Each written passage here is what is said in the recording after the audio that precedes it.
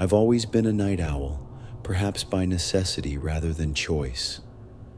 My brain just feels more alive once the sun goes down, so I often find myself working late into the night. Back then, my routine was the same every evening. I'd brew a cup of strong coffee, dim the lights in my apartment, and focus on whatever project I was engrossed in at the time. The quietude of those hours was usually comforting, but all that changed one particular night when a gentle tapping on the glass shattered my sense of peace. At first, I assumed it might be a tree branch scraping against the window. It was a windy night, and my building, situated near a cluster of tall, ancient oaks, often creaked and groaned under the pressure of the breeze. Yet something about this sound felt distinctly purposeful, like a slow, deliberate tapping that came in intervals, each knock spaced just far enough apart to make me wonder if I was imagining it. The initial taps were quiet too, as though whoever or whatever was outside was testing its luck. Growing uneasy, I decided to ignore it at first, hoping it would simply stop. Maybe a stray cat was brushing against the glass, or someone had momentarily leaned against my window by accident. But the tapping persisted, each series of gentle raps followed by a hush, as though waiting for me to respond. My heart began to pound. I tried to focus on my computer screen, but my gaze kept drifting to that dark pane of glass just behind my desk. The hairs on the back of my neck stood up, and a bead of sweat trickled down my temple. Finally, I mustered up the courage to investigate. With my breath caught in my throat, I turned off the lamp to avoid casting a revealing glow, then cautiously approached the window. I could feel my pulse pounding in my ears, a frantic drumbeat of terror. The closer I got, the more I sensed a presence on the other side. Slowly, I parted the curtains just a fraction, hoping the darkness inside would cloak me from whoever was out there. For a long moment, I saw nothing but the faintly illuminated street beyond. I allowed myself a small breath of relief, but then as my eyes adjusted to the dim light, I noticed a silhouette pressed up against the glass. It was almost as though it had melted out of the shadows, suddenly manifesting where there had been empty space just a second ago. My throat went dry. The figure's face was obscured by the reflection on the window, but I could see the pale slivers of two eyes staring right at me.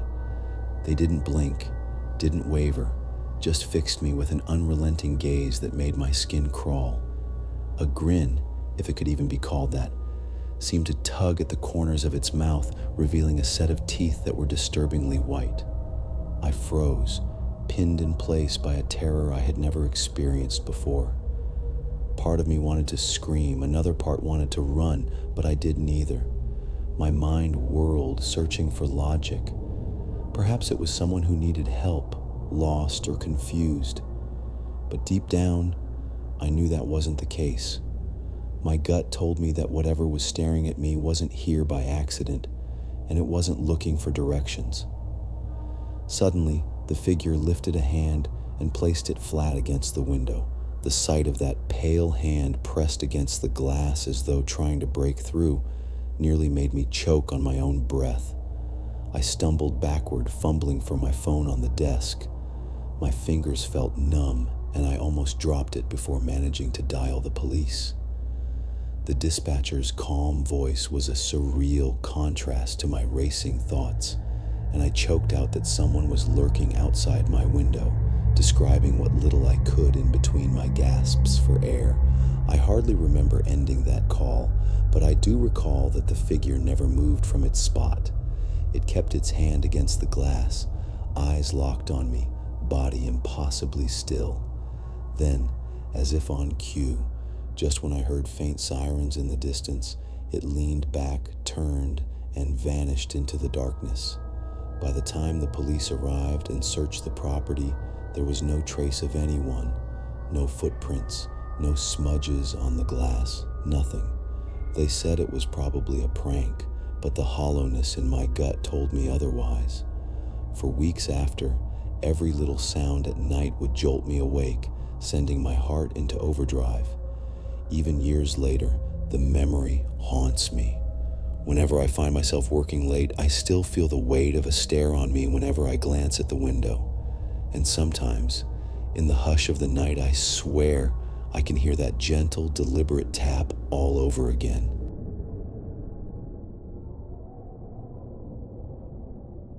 When I was a child, my parents inherited an old Victorian house from a distant relative, and for reasons I never understood, they insisted we move in right away.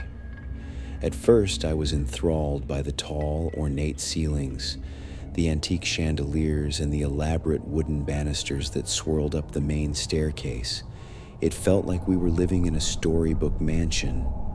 But as the days wore on, I began noticing little oddities: doors that refused to stay shut, floors that creaked in the dead of night, and a general feeling that someone was watching me.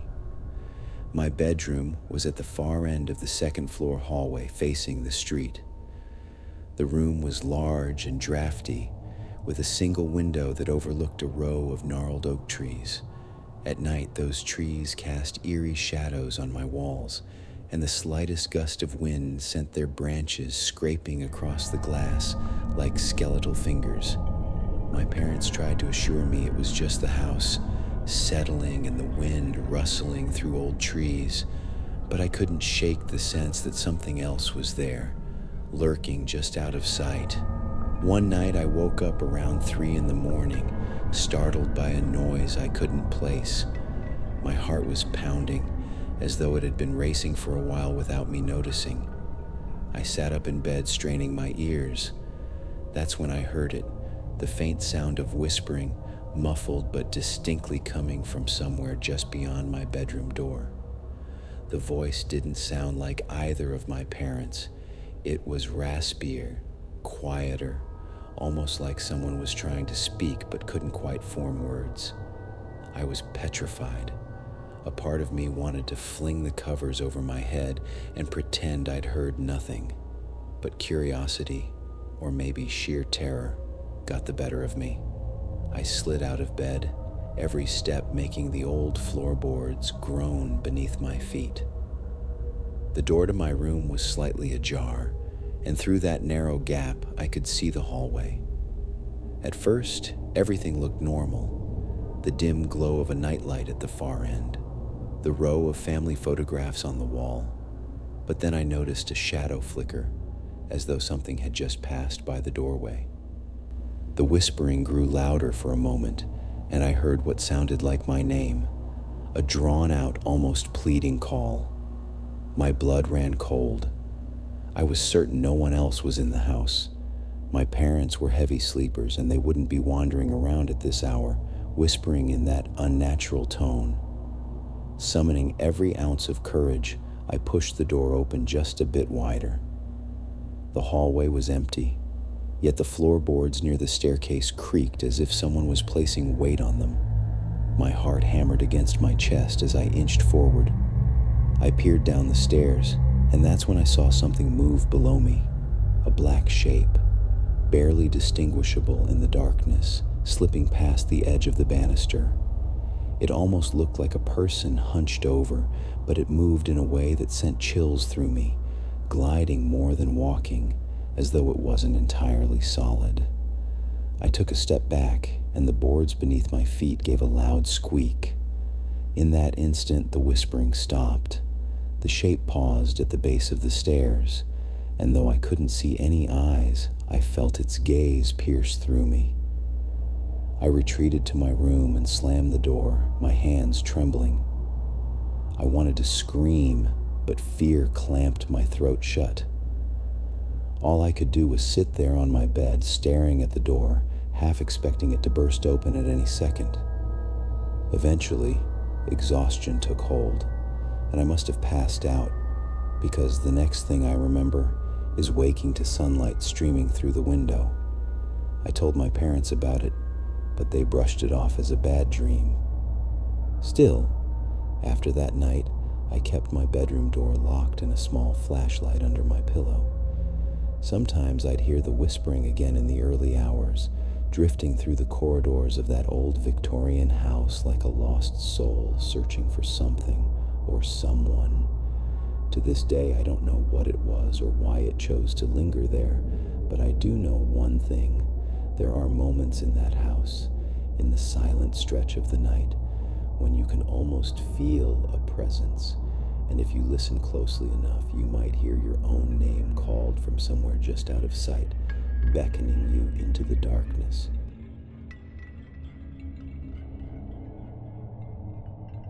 I was in college when a few friends and I decided to rent a secluded cabin by the lake for summer break. We imagined bonfires by the shore, stargazing at night, and lazy mornings sleeping in.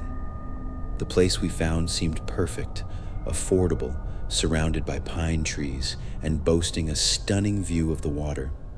We arrived on a warm afternoon, excited and carefree. We unpacked our gear and settled in, unaware that our relaxing getaway would soon turn into a nightmare.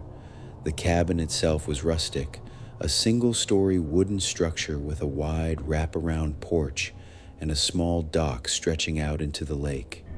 It had an old fireplace inside, and the walls were adorned with hunting trophies and sepia-toned photographs of people who'd presumably lived or vacationed there in the past.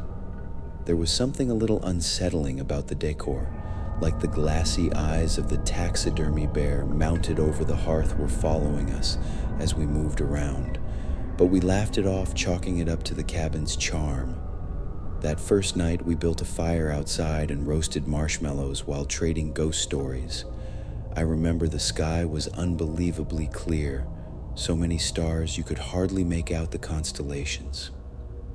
Sometime around midnight, I decided to slip away from the group to take a short walk by the lake. I've always loved the water at night. There's a serenity to it, a calming hush that envelops you. I followed a narrow path lit only by moonlight, feeling a cool breeze rustle through the pines. About halfway to the lake, I heard a crunch of twigs behind me. My immediate thought was that one of my friends had followed, but when I glanced over my shoulder, I didn't see anyone. The path was deserted, just the looming silhouettes of trees swaying gently in the dark. I tried to shrug off the feeling of being watched and continued on, but the sense of unease only grew stronger. It felt as though someone or something was trailing me just out of sight, mimicking my every step. Eventually, I reached the shore. The lake was still, reflecting the moonlight like a sheet of black glass. For a moment, I almost convinced myself that I'd imagined the noises. Then, from the corner of my eye, I saw a ripple across the water, as if someone had tossed a stone. But there was no splash, no sign of any of my friends near the shoreline.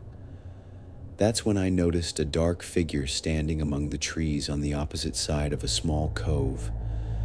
It was just a silhouette, unmoving, but I could have sworn it was watching me. A chill ran down my spine. I waved half-heartedly, thinking maybe it was one of the guys playing a prank, but the figure didn't respond. It just kept standing there, silent and still. My nerves got the better of me, and I turned to head back to the cabin. As I did, I heard a faint rustling, like something large was moving through the underbrush at an unnatural speed. Adrenaline kicked in, and I broke into a run. When I glanced back, the figure was gone, replaced by the darkness beneath the tall trees. That night, I barely slept. Every time I closed my eyes, I saw that silhouette and felt those unseen eyes on me. The next day, I tried to tell the others about what happened, but they laughed it off as my overactive imagination. After all, we'd been telling ghost stories around the fire. But I couldn't shake it, that sense of being followed. My anxiety only escalated after we found strange footprints near the edge of the forest that afternoon. They were human-like, but oddly spaced, as if whoever made them had a lopsided gait or was moving in long, unhurried strides. On our final night, the cabin's electricity went out unexpectedly. Without power, the woods were oppressively dark, the only light coming from our flashlights and a few battery-powered lanterns. We huddled inside, trying to play cards, but the tension was palpable. At some point, we heard a distinct heavy thud on the porch, like someone had jumped onto the wooden planks. Then came a slow, scraping sound along the outer walls, circling the cabin. It was as if the figure I'd seen was letting us know it was there, toying with us. We held our breath, flashlights pointed at the windows, hearts hammering in our chests. But nothing appeared. We left first thing the next morning, our nerves frayed, cutting the vacation short. None of us ever truly admitted what we believed might have been out there. Maybe it was just a drifter in the woods, or maybe something more sinister lurked among the pines. All I know is that to this day, whenever I'm near a lake at night, I get an uneasy feeling that I'm being watched. And sometimes I swear I can still hear that slow scraping sound echoing in the silence, reminding me of that shadowy figure we left behind.